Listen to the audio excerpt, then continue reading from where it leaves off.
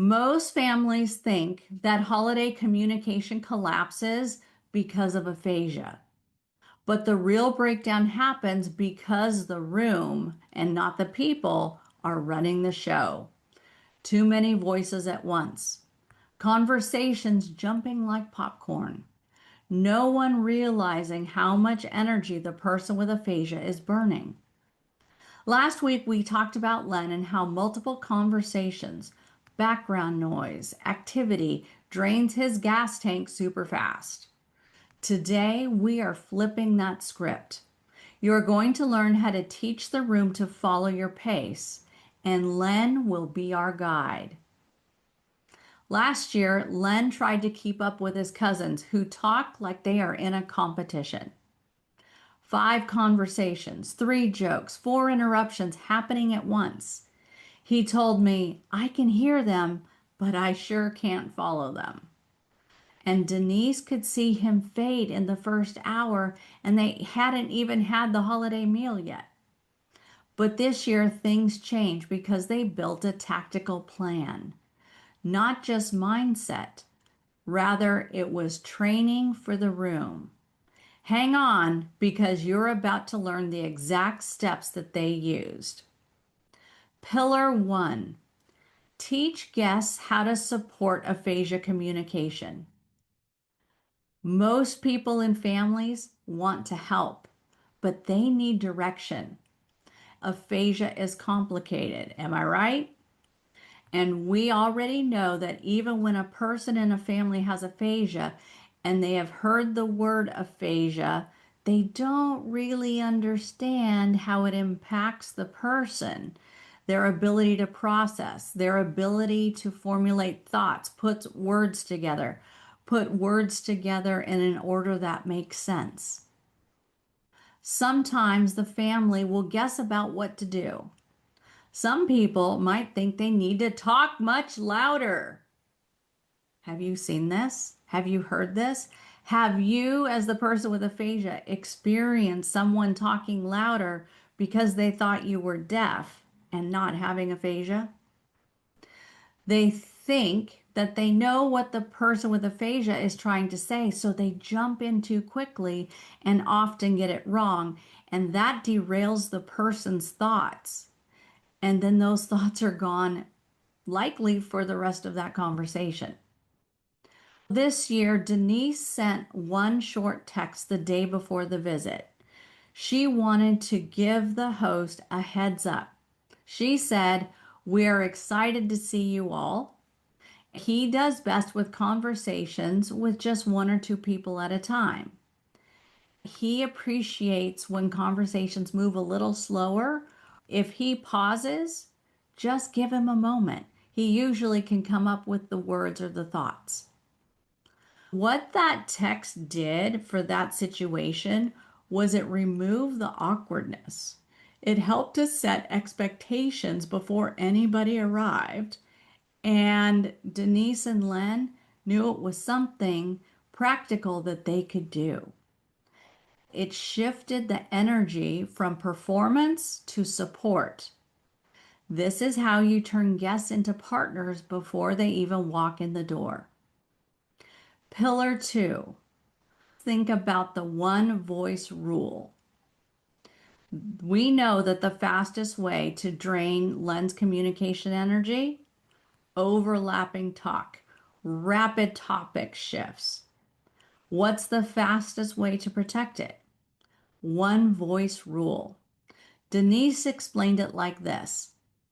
When you talk to Len, pretend the rest of the room is on mute. One speaker, one topic, one steady pace. And here is the beautiful thing. Once one person slowed down, then the other persons followed suit because pacing is contagious.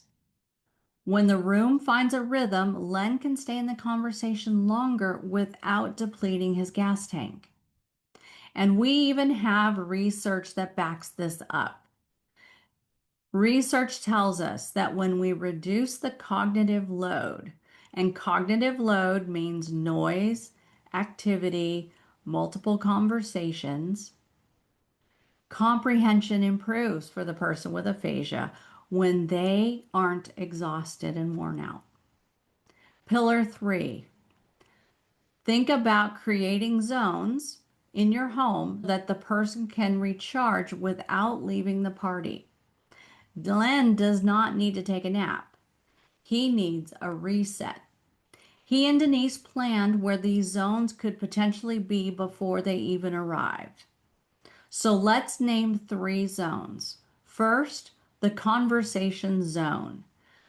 Len knew from previous experience that the formal living room, the room where the TV does not exist, could be a really good place if he wanted to have one-on-one or small group conversations. The second room could be the small group zone, maybe outside on the back porch, throwing the ball for the family dog could be a good place for slower talk and better connection.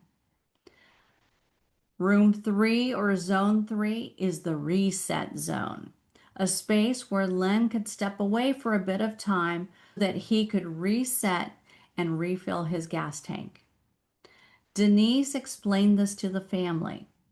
If Len steps out, he is not done, he's recharging.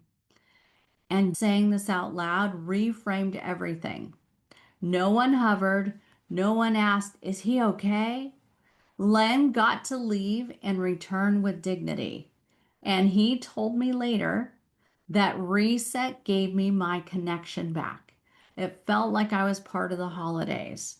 If these strategies are helping, please like this video and subscribe so more families can understand these strategies to help their person with aphasia adapt at gatherings and during the holidays.